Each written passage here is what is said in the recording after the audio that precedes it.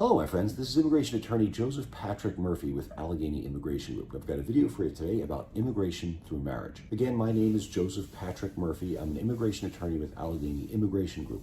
The office number is 412-521-2000. My cell, text, and WhatsApp are all the same number, 412-973-3442. That number rings right through to me, and don't hesitate to use it. People call me all the time, and you can too. Today's video is about immigration through marriage. This is possibly the most common way for people to get their green card. It's a very popular program. The first thing you have to do to get your green card through marriage is actually get married. A lot of people don't understand. You don't have to do anything special. You just have to get a marriage license and go before the official, and that could be a priest, a rabbi, a judge, and sometimes the mayor can marry you.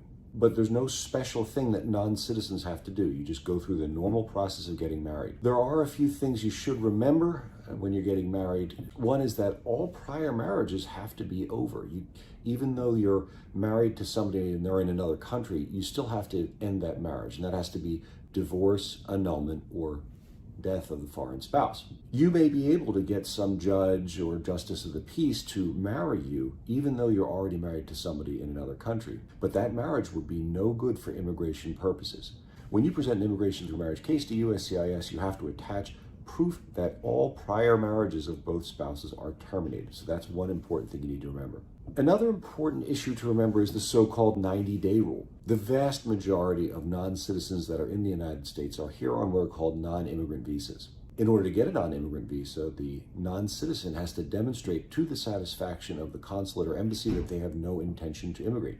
That's why it's called a non-immigrant visa. When someone here on a non-immigrant visa marries a citizen, that's a violation of the non-immigrant status and a violation of the promises they made to get that non-immigrant visa. If they marry within 90 days of entering the United States, USCIS is entitled to presume that the non-citizen lied to get their immigration status. That would significantly complicate your immigration through marriage case. So you want to make sure that the non-citizen spouse has been inside the United States for 90 days or more before you get married. And that's the 90-day rule. But the first thing you have to do is get legally married. I can't get you a green card through marriage unless you're married. So you got the marriage certificate, you have proof all the prior marriages have been terminated, and you entered into a marriage that happened more than 90 days after the non-citizen entered the United States. At this point, you're ready to talk to an immigration lawyer about immigration through marriage. In the next part of this video, I'm going to talk to you about the government forms that we have to do to get you your green card through marriage. I'm going to go over every form required one by one and give you an explanation of each one and what it does. And I'm going to do that right after this short break.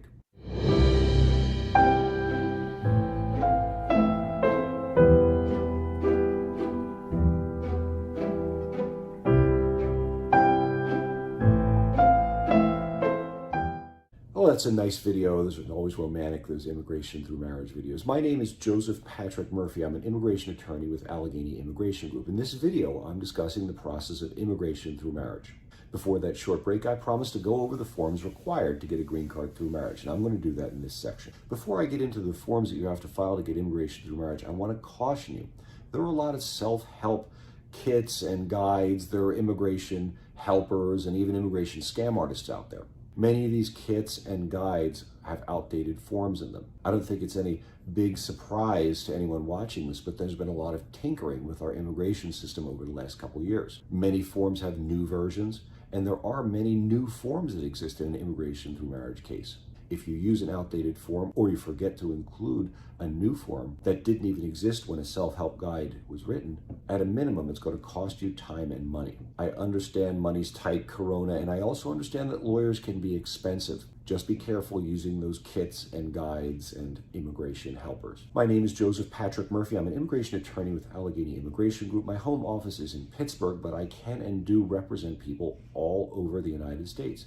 Immigration law is federal law. It's the same in Alaska as it is in Hawaii, as it is in New Jersey. Many people in the so-called big cities have found it cost-effective to use our firm because we can provide the exact same immigration services at prices which our customers report to us are 25 to 50% less than those big city lawyers. If you're thinking about using a lawyer for immigration through marriage, give us a call. Let us quote the job. 412-521-2000 is the office. 412-973-3442 is my personal cell, and I'll be happy to talk to you you about your immigration through marriage concerns. All right, so let's get into the immigration through marriage forms. Now, there are a bunch of required forms and there are some optional forms. I typically file 7 forms in an immigration through marriage case, and I'm going to go over what those are right now. The first form is the I-130 petition for alien relative. Let's see, that's 12 pages long.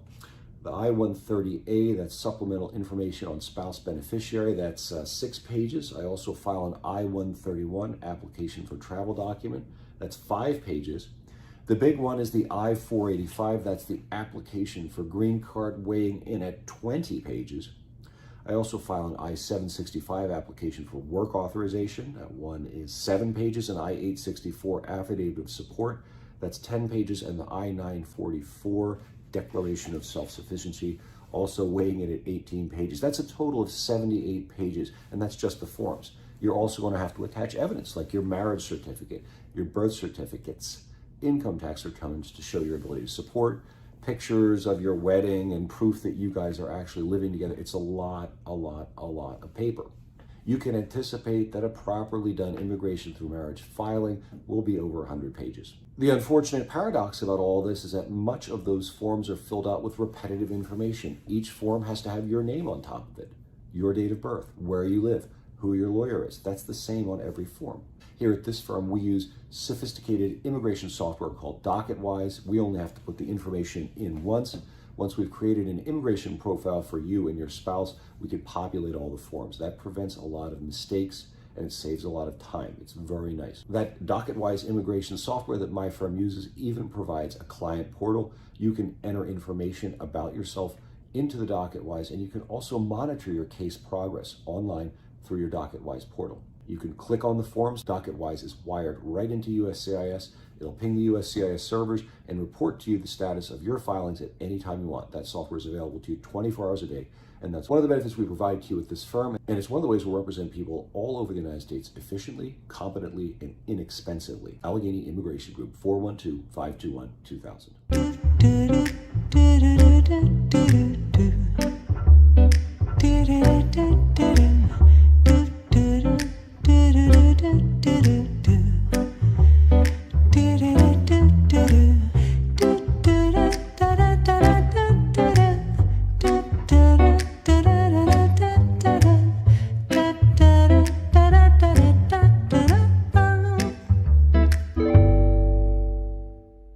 Okay, before the break, I was going over the 7 immigration forms that we use in every immigration through marriage case that we do at this firm. I'm going to go over those again now. All right, the first form is the I-130 petition for alien relative. This is the citizen spouse filing with the United States. The citizen spouse would be the petitioner, and they're saying, I'm a citizen, I'm married to this non-citizen, it's a real marriage, please give my non-citizen spouse the privilege of filing for a green card. So you're going to have to attach some things to that to prove that the things you've stated are true. You're going to have to prove the citizen is going to have to prove that they are in fact a citizen. Do that with a birth certificate issued by one of the United States, a passport issued by the United States, or a naturalization certificate issued by the United States. But you're going to have to prove that you're a citizen. That's the foundation of your right to file for your non-citizen spouse. You're going to have to prove that you are in fact married, and that's done with the marriage certificate. No big deal there, that's easy enough. The third thing you have to prove is that the marriage is what the law calls bona fide. Bona fide is a Latin term. Bona is like bueno, it means good. Fide is fidelity, it means faith, good faith marriage. That means that you got married for the purpose of getting married. You didn't get married just to help somebody get a green card, that it's not a fake marriage, but a real marriage. You prove that a marriage is bona fide by proving that the spouses have commingled their affairs in one way or another. Obviously, if you've got a kid together, that's the ultimate commingling. You rarely see a challenge to the nature or the bona fide nature of a marriage where there's children involved. Where there are not children involved, bona fides are proved by things like a joint lease, listed as additional drivers on each other's auto insurance, having ID that show that you both live at the same place, joint magazine subscriptions, reciprocal life insurance policies. I'm not going to get into a whole discussion of bona fides in this video. There are plenty of videos out there about how to prove that a marriage is bona fide, but you're going to have proof that the marriage is bona fide with the 130. Now, you're going to file all these forms at the same time. They all go in one envelope to a special office that's designed for family-based cases. And that's what an immigration through marriage is. It's called a family-based adjustment of status. So there's a special office for family-based cases, and you put all these forms and all the evidence in one envelope and you send it to them. A lot of people want to do this one at a time, and you can do these things one at a time. This video isn't about how to do that, and I don't think you should, because it'll waste a lot of your time. But the next form that goes in that packet to USCIS Family-Based Adjustment of Status Office is the I-130A. That's the supplemental information on spouse beneficiary, where the I-130 is filed for a spouse. The spouse has to file an I-130A, and that's to give us some information about who they are. The spouse will have to put down their name, date of birth, place of birth, family members, job history, address history, and so on. And that's the I-130A.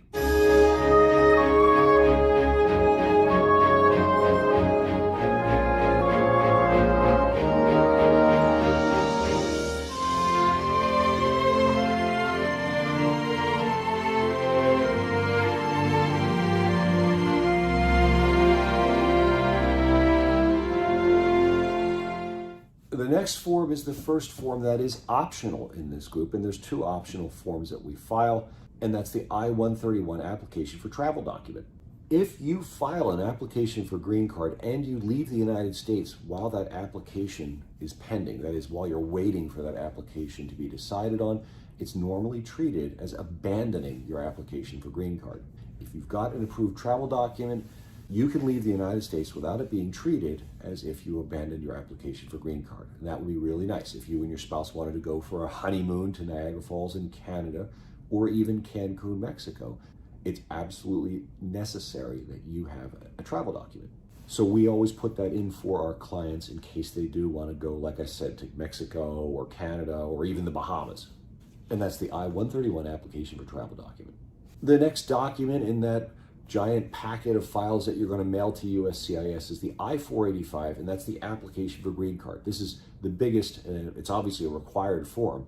It's 20 pages long. There's a lot of information in there about the two parties to the application, what category, what qualifications someone has for the green card, why you're allowed to have a green card.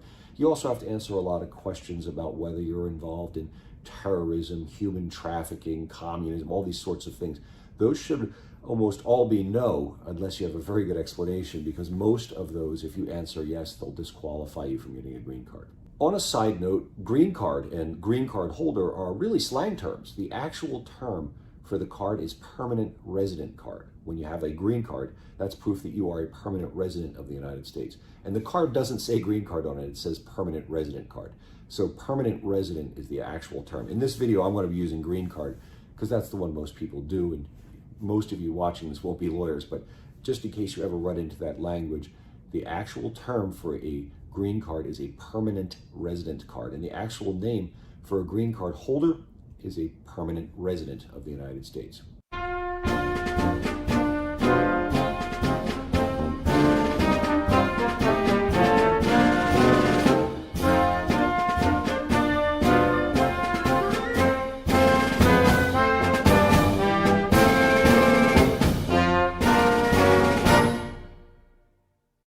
The next form in the series of forms I file is the second optional form, and that's the I-765 application for employment authorization. This is an application for a work permit. My office commonly puts an application for work permit into that large packet of documents going to the Family-Based Adjustment of Status Office.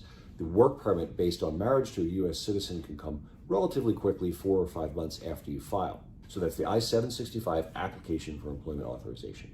That's the second of two optional. The other one is the I-131 application for travel document. One neat thing you should know is that where someone applies for a work authorization and a travel document at the same time, USCIS will commonly put them both credentials, the travel document and the work authorization, on the same card. When the card is a combination work and travel document, it's called a combo card, and that's kind of a nice thing to have. The next form that we submit is a required form. That's the I-864 affidavit of support. In the I-864 affidavit of support, the citizen spouse is entering a contract with the U.S. government, promising to reimburse the U.S. government if the non-citizen spouse uses any public benefits while in the United States. The obligation lasts until the non-citizen spouse becomes a citizen, dies, or for 40 quarters, which is 10 years. The non-citizen spouse filing an I-864 is required to attach income tax returns showing that they have enough income to make good on the promise if the government ever had to enforce it. You have to show sufficient income to support your non-citizen spouse, yourself, and everyone else who's dependent upon you at 125% of the poverty level. You don't have to be rich to sponsor a non-citizen spouse, but you do have to have some income, and it has to be earned income. You can't use income from public benefits yourself. The citizen spouse has to use earnings from work. If you'd like to see a table of how much income you have to show to sponsor a non-citizen spouse, you can look that up. Just Google I-864P. And that's it. The I-864 affidavit of support, that's a contract with the government to support the non-citizen spouse, and you have to attach income tax returns showing you have the ability to do so if they ever have to enforce the promise. The I-864 affidavit of support.